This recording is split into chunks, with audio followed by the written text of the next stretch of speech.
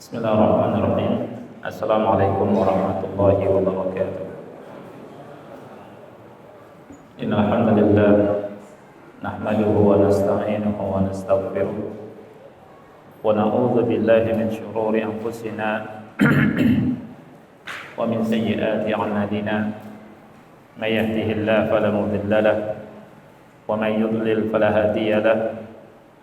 أشهد أن لا إله إلا الله وحده لا شريك له وأشهد أن محمدا عبده ورسوله يا أيها الذين آمنوا اتقوا الله حق تقاته ولا تموتن إلا وأنتم مسلمون يا أيها الناس اتقوا ربكم الذي خلقكم من نفس واحدة وخلق منها زوجها وبث منهما رجالا كثيرا ونساء واتقوا الله الذي تساءلون به والأرحام إن الله كان عليكم رقيبا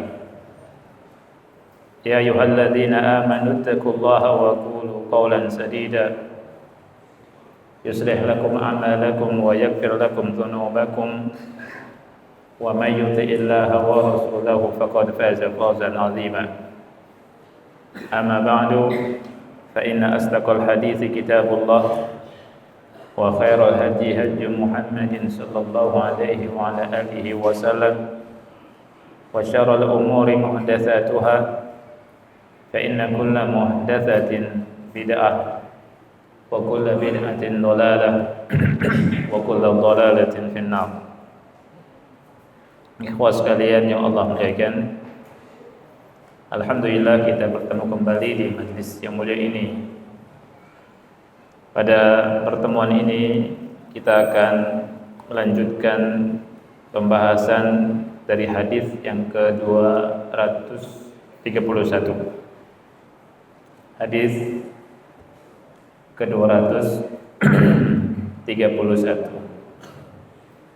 yang berisi tentang salah satu pengamalan dari sahabat Rasul sallallahu alaihi wasallam, yang berisi pengamalan sahabat Rasul seperti Umar bin Khattab akan sunnah Nabi sallallahu alaihi wasallam dan ittiba beliau kepada Nabi Muhammad sallallahu alaihi wasallam.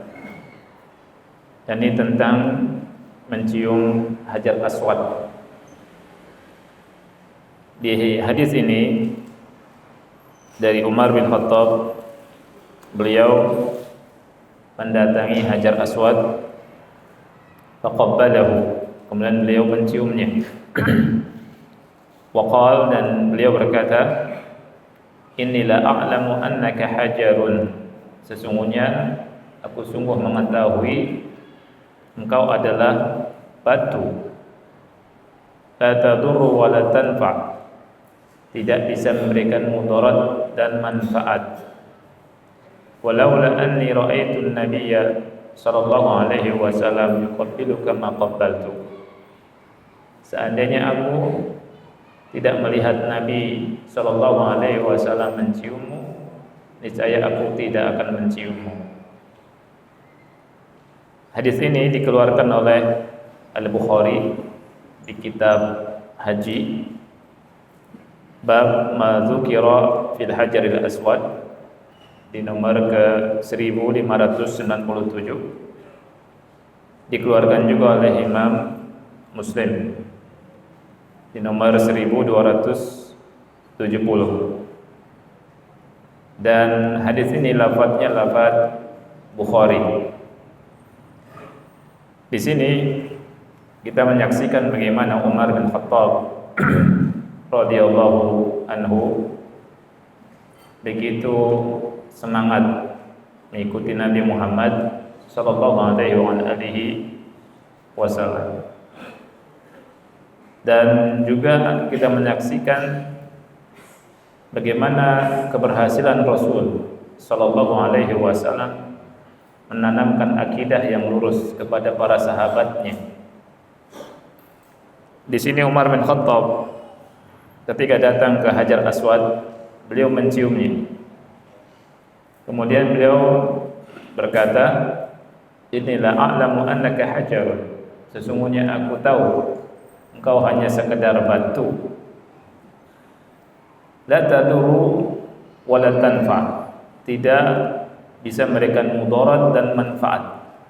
Umar bin Khattab ingin mengajarkan pada kita bahwa beliau mencium Hajar Aswad itu bukan karena beliau meyakini bahwa Hajar Aswad bisa memberikan manfaat atau Hajar Aswad bisa memberikan mudarat. Beliau hanya yakin yang bisa memberikan manfaat dan mudarat hanya Allah Subhanahu wa ta'ala. Oleh karena itu beliau berkata, innaka atau inni la a'lamu annaka hajarun la tadurru wa la tanfa, sesungguhnya aku tahu engkau hanya sekedar batu, tidak bisa memberikan mudarat dan tidak bisa memberikan manfaat. Setelah itu beliau menjelaskan kenapa beliau mencium Hajar Aswad. Kata beliau, walaula anni ra'aitun nabi sallallahu alaihi wasallam yuqabbiluka ma qabbaltu, seandainya aku tidak melihat Nabi sallallahu alaihi wasallam menciummu, aku tidak akan menciummu. Subhanallah. Dalam hadis yang singkat ini kita diajarkan oleh Umar tentang dua hak Allah dan hak Rasul. Hak Allah kita wajib mentauhidkannya.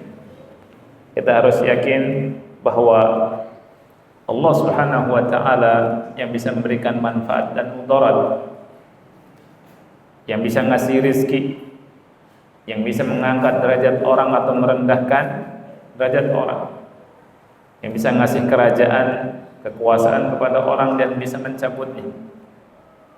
Allah Subhanahu wa ta'ala yang memiliki segala sesuatu, yang menciptakan langit dan bumi Allah, yang memiliki surga dan neraka Allah Subhanahu wa ta'ala.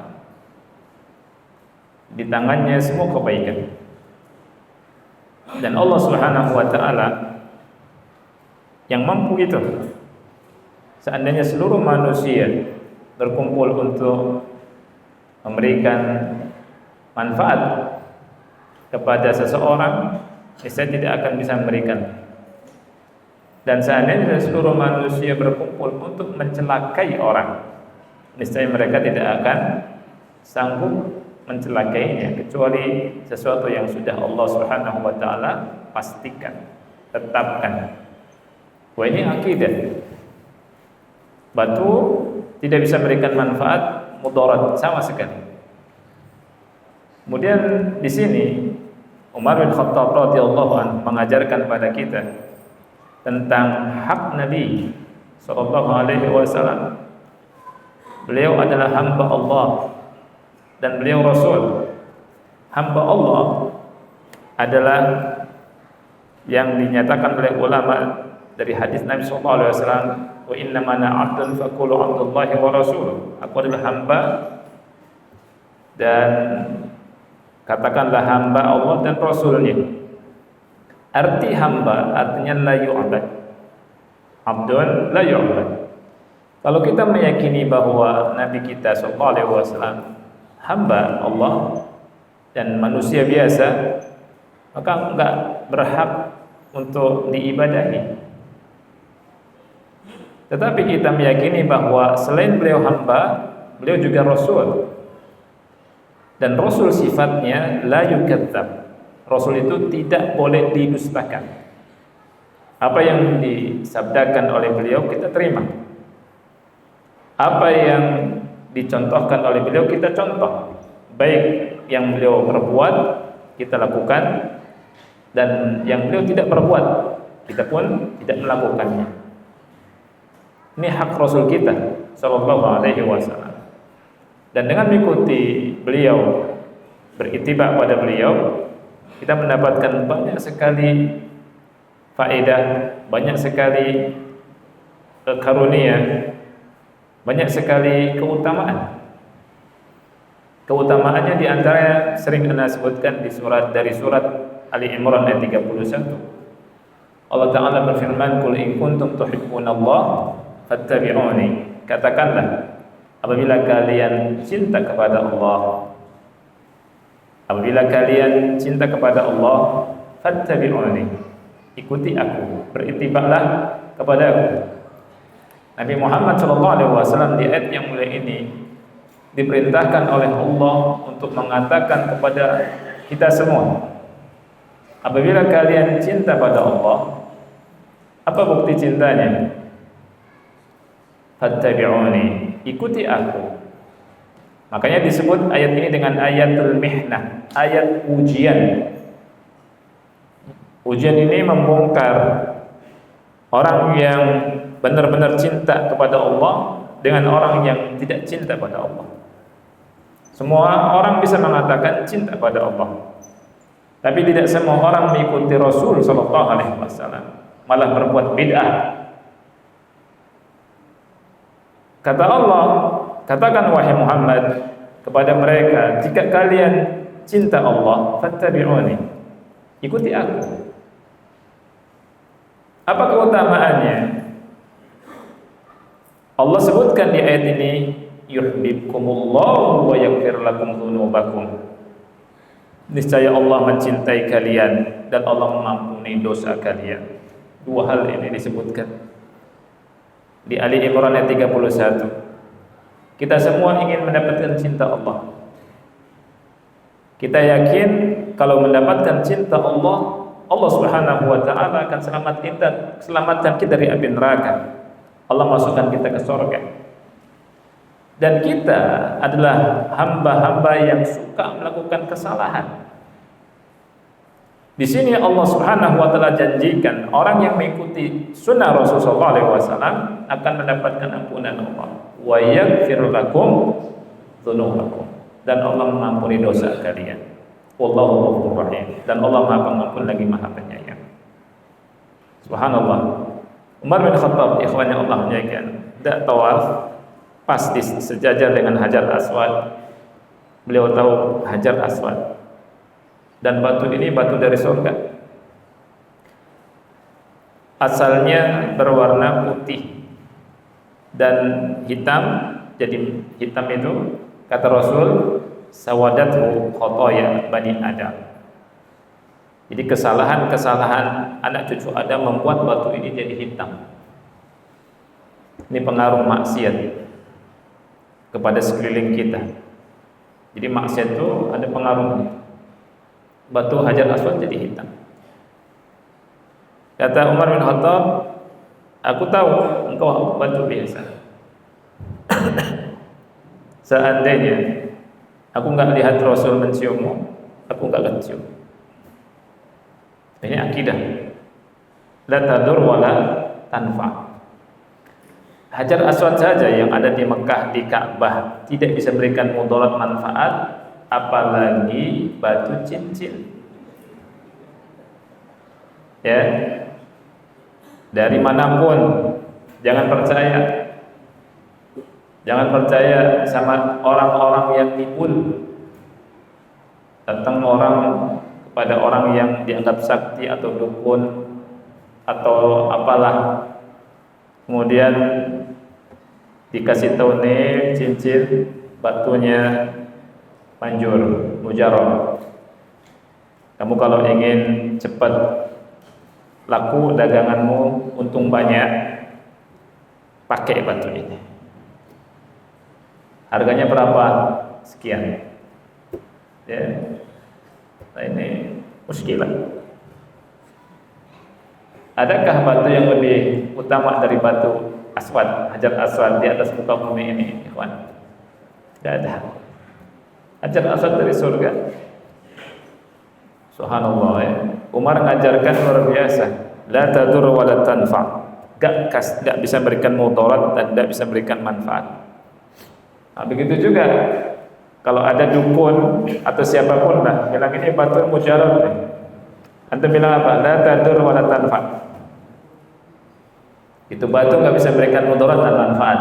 Antum bilang Hajar Aswad saja begitu, apalagi batunya ente. Ya. Dihargai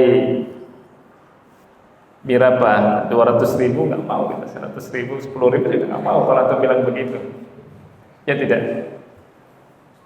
Aneh orang beli batu mahal-mahal gitu. Ya. Jadi sebagian orang meyakini dengan keyakinan yang sangat menyimpang dari sini. Ini pelajaran akidah, subhanallah. Dengan perkataan yang ringan, perkataan yang singkat dari Umar bin Khattab, tapi mengandung akidah yang luar biasa. Jadi menunjukkan Rasul kita SAW berhasil mendidik sahabat di atas akidah. Ya. Dan Umar umumkan itu. Umar sengaja mengucapkan demikian di depan kaumnya, karena kata ulama, kaumnya itu baru masuk Islam, ya kan? Dan mereka orang-orang yang menyembah batu berhala. Sengaja Umar kasih tahu, batu itu enggak bisa memberikan manfaat dan mudarat. Ini hadis sampai sekarang kita pakai. Ya, ikhwah yang Allah muliakan, faedah dari hadis ini ada disebutkan di sini, ada beberapa faedah ya. Kita baca. Yang pertama, masyru'iyatu taqbilil hajaril aswad fit tawaf. Disyariatkannya mencium hajar aswad ketika tawaf. Disyariatkannya mencium hajar aswad ketika tawaf.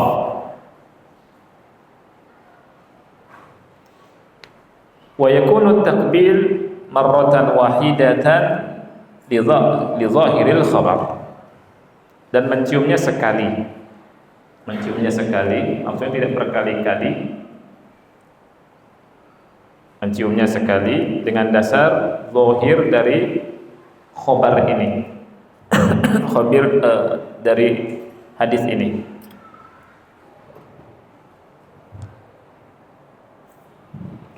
Karena tidak ada keterangan yang menukil lebih dari sekali. Jadi ini yang pertama ya. Ketika tawaf disunahkan untuk mencium hajar aswad. Nah, Ustaz, gimana sekarang kalau ramai? Kalau berdesak-desakan, disunahkan atau tidak? Disunahkan atau tidak? Ya, ikhwan, ketika berdesak-desakan, saya tanya ke antum, disunahkan mencium hajar aswad atau tidak? Ketika kondisinya berdesakan ya, jawabannya tidak, betul. Rasulullah SAW pernah melakukan 3 hal. Pernah mencium, pernah mengusap, kemudian ditiup atau pakai benda, ya. Dan dari jauh, Bismillahi Allahu Akbar. Ini ada maksudnya. Ketika sepi, tidak berdesakan, cium, ya. Ketika ramai, Bismillahirrahmanirrahim, Allahu Akbar dari jauh. Nah, sekarang ketika ramai mencium, nyunah tidak? Tidak. Apalagi mengganggu orang, berdesak-desakan dengan orang, saling dorong-dorongan, ada yang kegencet, ya, ada yang mau pingsan. Bahkan pengakuan orang itu, saya mau pingsan, entah saya mati atau enggak katanya. Tapi Masya Allah, hidup. Memang serem akhirnya. Ya. Jadi ini yang harus dipahami oleh kita. Ketika berdesak-desakan, kita ada tujuan mencium, itu niat sudah masuk, berpahala. Kita ketika ada niat untuk mencium, oh nggak bisa karena kondisinya ramai, dapat pahala tidak? Dapat. Dapat pahala niat mencium. Kemudian yang dicontohkan sama Rasul dari jauh, Bismillahirrahmanirrahim. Ketika sepi, Rasul mencontohkan dari dekat, mencium atau mengusap. Nah, ini. Jadi Ini yang harus dipahami oleh kita semua kaum muslimin ketika tawaf. Berikutnya yang kedua, faedah yang kedua, anna taqbila al-hajari laysa li'annahu hajarun yukhafu minhu ad-darar aw yurja minhu an-naf'. Wa innama huwa taslimun lisyar'i wa ittiba'un lin-nabi sallallahu alaihi wasallam ta'abbudan lillahi ta'ala. Mencium hajar aswad bukan karena takut dari hajar aswad. Takut dari hajar aswad jika tidak dicium akan memberikan mudarat. Bukan juga karena berharap dari hajar aswad agar memberikan manfaat kepada yang menciumnya. Sekali lagi, mencium hajar aswad bukan karena apa? Takut. Kalau tidak mencium nanti ada mudarat. Jadi hajar aswadnya nanti marah misalkan, mencelakai kita karena kita enggak mencium. Juga bukan karena berharap kalau mencium nanti ada dapat sesuatu, enggak. Mencium hajar aswad itu karena taslim lisyara', tunduk kepada syariat, karena mengikuti Nabi SAW, ittiba kepada Nabi SAW dalam rangka beribadah kepada Allah Ta'ala. Ini maksud dari mencium hajar aswad.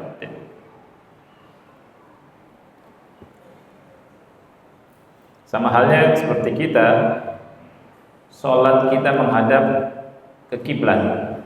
Ini juga ittiba, ya.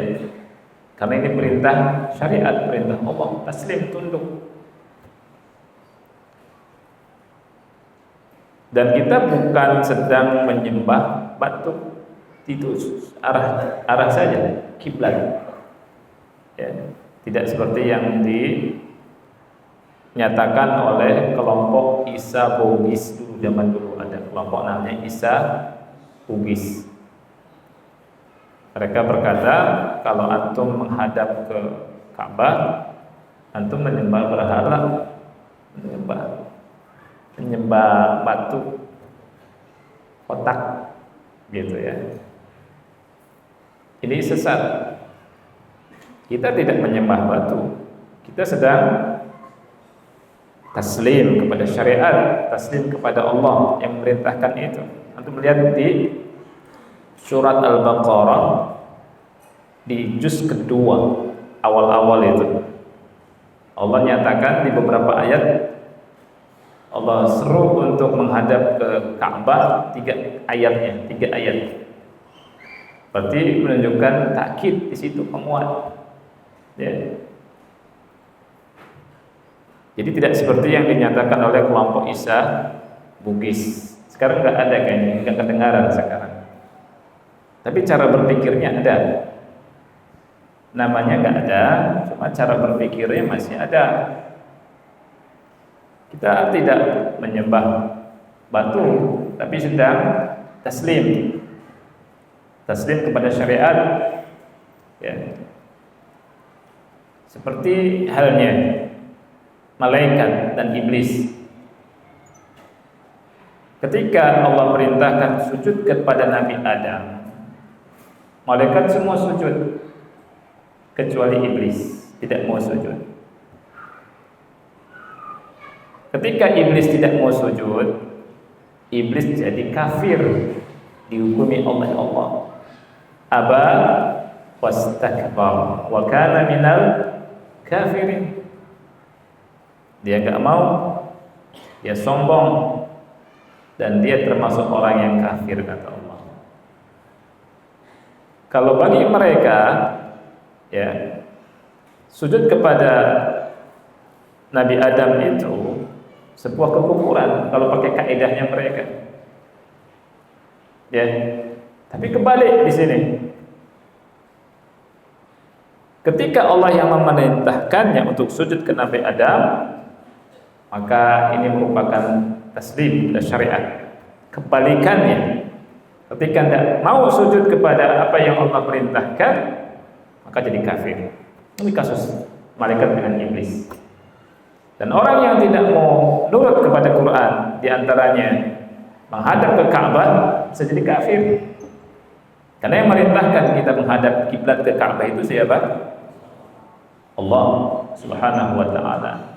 Dan Rasul rindu kepada kiblat ke Ka'bah itu. Selama 16 bulan Rasul menghadap ke Baitul Maqdis ketika berangkat hijrah ke mana? Ke Madinah. Nah, kita faidah yang kedua ini penting sekali ya. Ini terkait dengan akidah. Yang ketiga, fadilatu Umar radhiyallahu anhu bihirsihi ala himayati tauhid. Hadis ini menjelaskan tentang keutamaan Umar,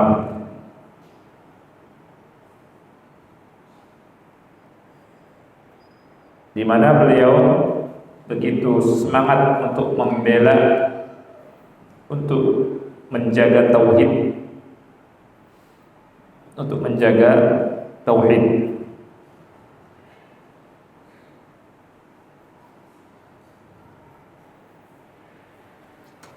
Haitsu khafa min taqbilihi al-hajar an yaktarra bihi ba'dul juhal wa hadithul ahdi bil Islam. Lihat, di mana beliau khawatir ketika mencium Hajar Aswad, sebagian orang-orang bodoh, juhal, sebagian orang-orang bodoh dan orang-orang yang baru masuk Islam tertipu. Ya, tertipu dengannya. Sekali lagi, di mana beliau takut, khawatir sebagian apa? Orang-orang yang bodoh dan orang-orang yang masuk Islam yang terbiasa ya menyembah bebatuan, berhala-berhala yang dibuat dari batu, patung-patung, dan mengagungkan batu-batu tersebut, tertipu dengan perbuatan Umar mencium Hajar Aswad.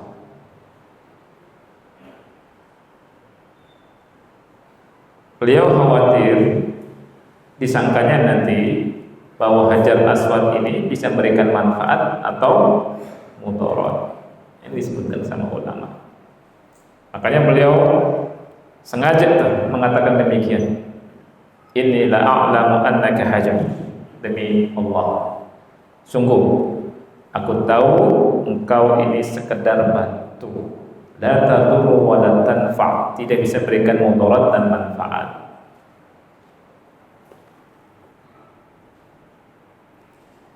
Dan beliau menjelaskan di sini bahwa hal tersebut mencium Hajar Aswad itu karena dalam rangka mengagungkan Allah dan mengikuti Rasulullah sallallahu alaihi wasallam. Faedah yang keempat,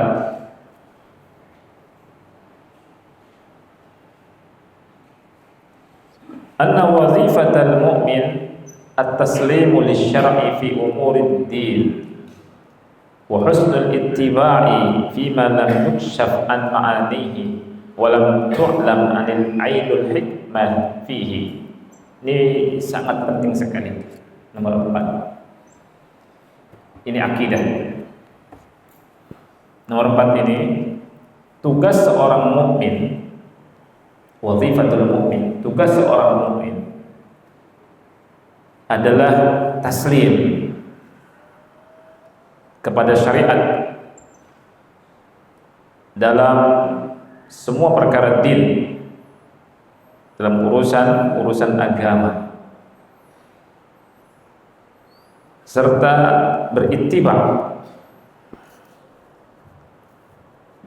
Itu tugas mukmin itu taslim, sudah terima, tunduk kepada syariat dalam semua urusan agama dan berittiba, husnul ittiba kepada Nabi Muhammad sallallahu alaihi wasallam dalam perkara yang tidak diketahui atau belum diketahui maknanya atau hikmahnya. Nah, itu. Atau kita nyatakan dalam banyak hal perkara-perkara yang kita nggak tahu apa hikmahnya, apa sebabnya. Ya. Nah, ini penting sekali. Umar bin Khattab orang yang berakal, jauh akalnya daripada kita. Tapi di saat mencium Hajar Aswad, beliau tunduk ikut syariat, ikut Nabi Muhammad sallallahu alaihi wasallam. Sekarang orang mendewa-dewakan akalnya, membangga-banggakan akalnya. Kaum Mu'tazilah itu mendahulukan akal, kemudian meletakkan Quran dan Sunnah di belakang akal. Kalau tidak sesuai dengan akal, nggak masuk akal, nggak tahu hikmahnya, nggak tahu sebabnya, ya, maka mereka dahulukan akal, nggak diterima. Hadis ditolak langsung, hadis ini nggak masuk akal, gitu. Tapi kalau mukmin, namanya juga mukmin.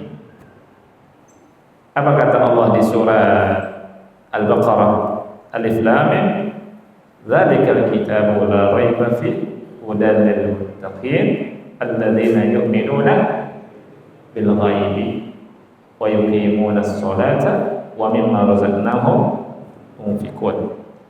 Terus apa lagi?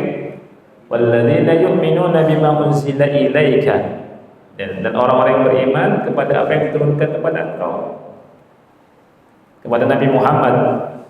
Apa yang diturunkan kepada Nabi Muhammad? Quran dan Sunnah. Ya. Walladzina yu'minuna bima unzila ilaika wa ma unzila min qablik. Terus apa lagi? Wa bil akhirati hum yuqinun. Dan mereka yakin kepada akhirat. Apa kata Allah di ayat selanjutnya? Ulaika ala hudan min rabbihim wa ulaika hum al-muflihun. Kalau ingin tahu orang-orang yang berada di atas petunjuk Allah, dan kalau ingin tahu orang-orang yang menang dan sukses, orang yang memiliki sifat ini, 5 sifat di awal surat Al-Baqarah. Oleh karena itu, mantapkan lagi keyakinan kita, ikhwan. Mantapkan akidah kita. Terus, apalagi di zaman sekarang, butuh kita mantapkan iman, mantapkan akidah. Ya. Insyaallah selamat dunia akhirat. Dunia sebentar, kita ingin selamat di akhirat. Kita enggak kuat menahan panasnya api neraka. Diri-diri kita ini enggak mungkin sanggup menahan panasnya api neraka. Oleh karena itu, pesan dari Allah, wala tamutunna illa wa antum muslimun. Jangan kalian mati, meninggal kecuali dalam keadaan Islam, di atas iman Islam, di atas sunnah Rasul kita sallallahu alaihi wa alihi wasallam. Kalau kita menyatakan diri kita ini beriman, tugasnya apa? Taslim. At-taslim di syara', tunduk, patuh pada syariat dan ittiba kepada Nabi Muhammad sallallahu alaihi wa alihi wasallam. Qul in kuntum tuhibbunallaha fattabi'uni yuhibbukumullah wa yaghfir lakum dzunubakum wallahu ghafurur rahim. Ambil jalan keselamatan. Ambil jalan keselamatan dengan taslim, tunduk. Subhanallah. Abu Hanifah imam besar, ya, jago debat dan akalnya luar biasa. Itu taslim sama syariat. Dia pernah berkata apa? Lau kana ad-dinu bir-ra'yi laqultu biwujubil ghusli minal bawli wala biwujubil ghusli minal mani. Kata Abu Hanifah, seandainya agama Islam dibangun di atas akal, maka aku akan berpendapat wajib mandi besar ketika buang air kecil dan hanya berwudu kalau keluar air mani. Ketika ditanya kenapa? Karena keluar air mani itu ulama menyatakan walaupun ikhtilaf yang tepat tidak najis. Ada perbedaan pendapat. Adapun air kencing kata beliau najis. Yang keluar tidak najis. Tentunya mandinya ringan. Ini pendapat beliau. Kalau najis mestinya mandi besar. Tapi subhanallah rahmat Allah ikhwan kepada kita. Keluar najis dari kita cuma cukup oleh wudu. Bersih-bersih wudu. Mandi ya, kan sesekali keluar. Tapi dengan apa? Mandi. Coba kalau dibalik. Habis kencing mandi, diguyur dari atas ke bawah, mesti itu. Saya yakin banyak masuk rumah sakit. Ya tidak? Qabla subuh mandi, pada subuh mandi, mau kerja mandi, kencing terus, apalagi kepeser. Ya, mau duhur mandi, mau asar mandi, mau kencing. Apalagi kalau minumnya banyak. Iya enggak? Subhanallah. Abu Hanifah berkata begitu, seandainya agama dibangun di atas ra'yu akal, aku berpendapat apa? Wajib mandi kalau habis kencing, enggak wajib mandi kalau buang air mani, wudu saja. Subhanallah. Padahal Abu Hanifah itu akhi, orang kalau debat sama beliau kalah. Ahli debat, ahli akal. Kalau dialog ajib. Antum ingat firqah kelompok Utsmaniyah? Itu mereka kelompok itu datang di depan Abu Hanifah. Abu Hanifah itu menyadarkan mereka, masya Allah, mereka tidak percaya kalau ada Allah, tidak percaya kalau ada Tuhan. Gitu. Berdebat dengan Abu Hanifah. Kata Abu Hanifah, satu hari atau 2 hari lagi, antum boleh ketemu lagi, kita debat, dialog. Kemudian mereka datang ke Abu Hanifah setelah 2 hari itu. Kemudian mataqul ya Abu Hanifah, apa yang kamu akan sampaikan oleh Abu Hanifah? Kata Abu Hanifah, Anda sedang berpikir sesuatu sejak 2 hari yang lalu. Apa yang kau pikirkan? Saya berpikir, kata beliau, ana ufakir fi safinah. Saya berpikir tentang sebuah safinah, sebuah perahu besar. Perahu besar itu penuh dengan muatan. Ja'at tashuqu rubabal ma, berlayar membelah air. Hatta arsat fil mina, sampai singgah di pelabuhan. Wa nazalat al-hamulah wa laysa fiha qa'idun wala hammadun. Turun itu barang-barangnya sendiri, dan ajibnya enggak ada nakhoda, enggak ada awak kapal. Subhanallah. Mikir, apa kata mereka? Ya Abu Hanifah, tufakir bihadza, kamu berpikir seperti ini? Kata Abu Hanifah, na'am, ana pikir seperti ini. Lagi berpikir ana. Idzan laisa laka aql. Kalau gitu wahai Abu Hanifah, Anda enggak punya akal. Kata mereka, Anda gila. Apa kata Abu Hanifah? Kena nih. Kata Abu Hanifah, "Kaifa la taqiluna hadza?" Bagaimana kalian mengatakan ini enggak masuk akal? Sedangkan kalian mengatakan bahwa langit, bumi, bintang-bintang, bulan, matahari, tanaman, manusia, binatang-binatang ada tanpa yang menciptakan.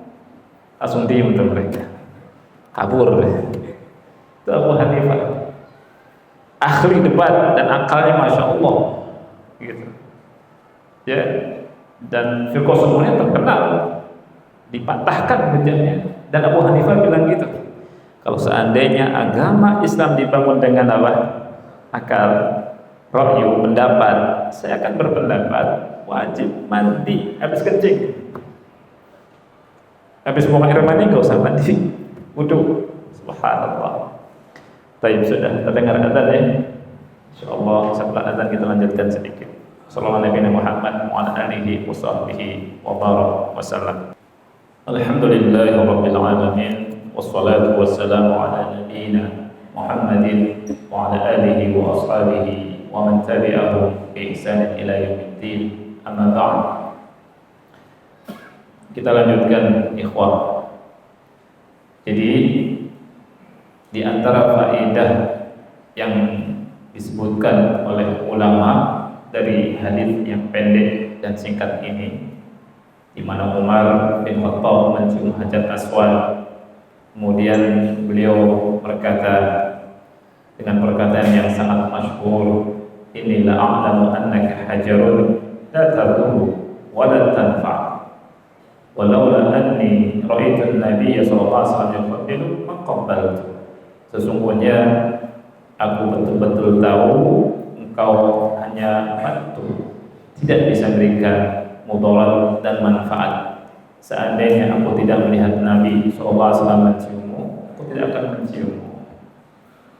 Faedah yang besar yang kita bisa ambil, tugas kita, tugas mukmin apa? Taslim. Taslim kepada syariat. Karena Allah Maha tahu, Allah alimun hakim, tunduk sudah. Syariat, kepada syariat Allah kita tunduk, semua syariat Allah. Ya, tugas kita.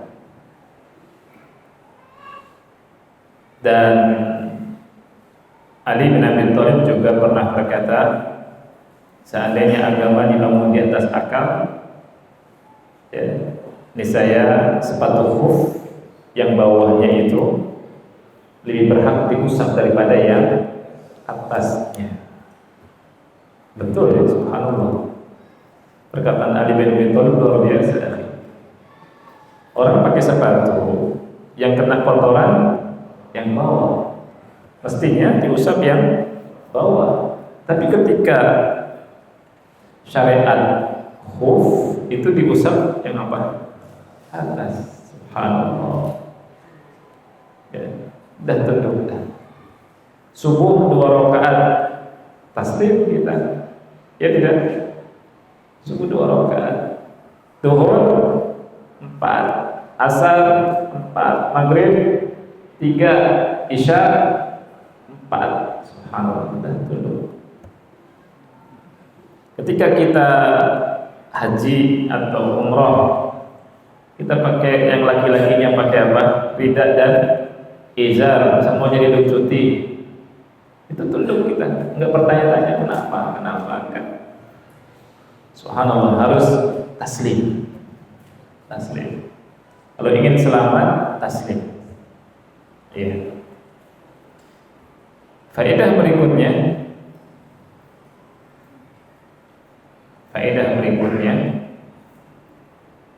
jawazu tasmiyati al-hajar bil aswad. Bolehnya menamai batu dengan aswad. Aswad. Hajar aswad. Hajar itu artinya batu, aswad artinya hitam. Ya, hajar aswad.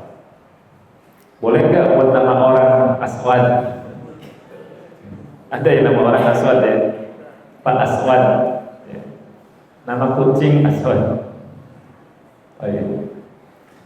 Disebut Hajar Aswad. Ini boleh, ya. Wallahu a'lam bishawab. Ada pertanyaan? Assalamualaikum warahmatullahi wabarakatuh. Waalaikumsalam warahmatullahi wabarakatuh. Ustadz, bagaimana menanam akidah pada anak-anak kita di zaman Gen Z atau Alpha? Ya, subhanallah. Ya, tidak ada perbedaan cara menanam akidah, cuma mungkin fasilitasnya. Ya. Dan anak-anak, yang namanya anak-anak itu sangat tergantung atau terpengaruh dengan qudwah dan bi'ah. Ini harus dipahami. Bi'ah artinya apa? Bi'ah lingkungan, ya. Kan Rasul bilang setiap bayi yang dilahirkan dalam keadaan suci. Fa'abawahu, kedua orang tuanya yang membuat dia Yahudi atau Nasrani atau Majusi. Ini menunjukkan lingkungan itu berpengaruh. Bi'ah itu berpengaruh. Nah, ketika anak itu lahir dari kecil, maka cari bi'ah yang bagus, yang dia akan lihat pertama kali orang tua, ibu, bapak, ibu, dan sekitarnya. Oleh karena itu orang tua sama ayah sama ibu dan sekitarnya, ya, hendaknya mendidik dengan didikan yang bagus, karena mencontoh. Anak itu taklid, sebagaimana ngomongnya juga cara bicara taklid. Ada enggak orang yang lahir di Jawa Barat kemudian besarnya di sini, ya, ngomongnya tiba-tiba jadi Jawa Timuran? Aneh kan? Itu berpengaruh lingkungan itu, ya. Bi'ah berpengaruh. Makanya qudwah sholihah itu penting. Qudwah sholihah, jadi contoh yang baik dari orang tuanya. Kalau ingin mendidik anak baik, contohkan yang baik. Ini didikan. Nah, terus di rumahnya itu dididik. Nah, terus sekolah cari yang bagus, tidak harus mahal, ya. Jadi sekolah itu tidak harus mahal, ya. Nah, sekolah itu di situ ada guru, ya kan? Kita sebagai orang tua kalau nggak bisa ngajarkan langsung, cari sekolah-sekolah yang memang diajarkan akidah yang lurus, kemudian diajarkan akhlak yang lurus, diajarkan juga ibadah, ngaji Quran. Nah, ini penting sekali. Ini cara didik. Kemudian diajarkan kisah-kisah. Kan anak kan senang kisah-kisah kan. Kisah yang diajarkan, kisah para nabi. Kisah Nabi Ibrahim, bagaimana Nabi Ibrahim itu, yakni kisah sejarahnya, ya, itu menggal patung-patung itu. Sampai sekarang itu kita ingat waktu guru-guru kita kecil jelasin itu. Oh gitu ya, berarti nggak boleh gitu ya. Nabi Ibrahim masuk. Terus kisah para sahabat itu dimasukkan. Jangan kecil kisah apa? Zaman kita kecil megaloman. Sekarang apa sekarang? Ya, macam-macam sekarang. Apa film sekarang? Yang kecil-kecil itu. Ya, Doraemon. Apa yang hero Superman? Lebih paham Superman, lebih paham Batman, ya kan? Diajarkan, disuruh nonton Superman, gimana? Superman itu orang bodoh kan? Celana dalamnya di luar. Itu ya. Nggak paham tentang Nabi, nggak paham tentang sahabat, pahamnya Superman, ya. Nah, itu.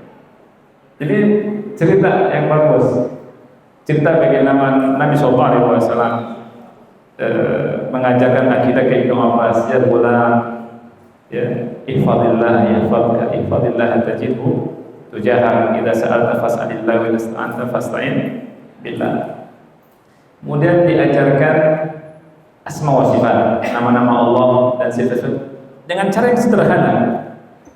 Dengan cara yang sederhana. Misalkan dapat rezeki Allah Karim, nama Allah Karim, ya. Hadza min fadlillah, gitu. Pak, pakai motor, ya ini motor min fadlillah dari Allah. Itu diajarkan begitu. Ditanamkan, itu cara menanamkan akidah. Enggak harus di kelas, enggak harus dibacakan kitab. Anak kecil nggak ngerti baca kitab. Tapi hadza min fadlillah, ini dari Allah. Nih, dek, ada duit, hadza min fadlillah, jajan. Hadza min fadlillah, rezeki dari Allah. Allah Razzaq, diajarkan, bisa kan begitu. Jadi begitu caranya. Selalu diikat dengan nama-nama Allah dan sifat-sifatnya. Bertahap, nah begitu. Kalau sakit, Allah syafi, Allah yang menyembuhkan. Bapak sakit, iya alhamdulillah sembuh, Allah syafi, Allah yang menyembuhkan, gitu. Keseharian, nggak harus ayo baca kitab, nggak harus, ya. Nah itu, ya. Terus dialog, hewan, enak. Diajak main pun bisa kita ajarkan akidah. Diajak main, kita bisa ingatkan akidah. Dan dakwah tauhid itu bukan hanya sekedar ngajar begini, bukan. Guru yang berdakwah dengan dakwah tauhid, walaupun ngajar Al-Quran, alif ba ta itu, dia bisa ngajar akidah. Ya, jadi dakwah kita, dakwah tauhid itu harus ada di sini. Ini bagi para pengajar. Antum misalkan ngajar tauhid, ngajar apa namanya, matematika, ngajar apa saja, ada di sini. Itu bisa lebih masuk. Anda sampai sekarang ingat guru SMA. Dulu saya SMA biologi. Ya. Guru itu nanya tuh kelas 1, kelas 2, kelas 1 tanya, fulan di absen, masmuk. Apa masmuk? Diam. Kata guru itu, dia ngajar bahasa Inggris. Kenapa antum nggak tahu masmuk? Anda nggak tahu masmuk? Masmuk itu bahasa Arab. Masa orang Islam nggak ngerti masmuk? Gitu. Padahal dia juga nggak ngerti bahasa Arab. Tapi anda kalau pulang ke Cirebon berkunjung ke guru saya SMA ini, saya lagi ingat nggak Pak waktu dulu bilang masmuk? Iya Kurni ini ingat. Antum masih ingat aja? Iya. Itu di antara yang membuat anak semangat juga belajar bahasa Arab. Bisa sampai kelas 1, kelas 2, kelas 3 SMA itu kita umumkan, kita kursus bahasa Arab, selesailah jurumiyah. Kelas 2 SMA kita selesaikan jurumiyah. Itu diantaranya dari ucapan guru itu, masmuk itu, masmuk. Dan dia jelaskan tentang apa namanya Islam, ringan aja, masya Allah. Nah, itu ringan aja. Jadi begitu ya Pak, diikat dengan wakil. Ya. Dan terus antum ngajar Al-Quran, ngajar apa? Kita ada di sini bawa akidah. Ya. Jadi dakwah tauhid itu bicara tauhid. Antum lihat Masyaikh Syekh Utsaimin ketika ngajar tafsir itu banyak tauhidnya, akidahnya. Ngajar hadis bicara akidah tidak? Bicara akidah. Makanya Bahrul bodoh. Ada orang yang mengatakan saya nggak mau belajar hadis Umdatul Ahkam, saya nggak mau menghadiri kajian Sahih Bukhari karena bukan kajian akidah. Ini bahlul ya, bahlul ya, saya boleh mengatakan bahlul sesekali ya. Itu bodoh, nggak ngerti dakwah. Dakwah itu nggak harus pakai kitab khusus, kitab akidah. Atau ngajar tafsir bisa sampaikan akidah, ngajar hadis bisa sampaikan akidah, ngajar Quran ya, Iqra bisa sampaikan akidah. Itu bahasa juga bisa sampaikan akidah. Antum bisa lihat Mu'tazilah, orang-orang Mu'tazilah ketika berbicara masalah bahasa, mereka yang masukkan akidah Mu'tazilah ya. Makanya ulama wanti-wanti kita untuk hati-hati belajar dari orang yang ahli bahasa, akidahnya rusak. Karena bisa dari sisi itu memasukkan akidah tanpa kita terasa. Nah itu. Ini yang bisa kita bahas. Mudah-mudahan manfaat dan semoga Allah Subhanahu wa taala mengangkat derajat kita semua dengan ilmu dan memudahkan urusan dunia dan akhirat kita semua. Wassalamualaikum warahmatullahi wabarakatuh.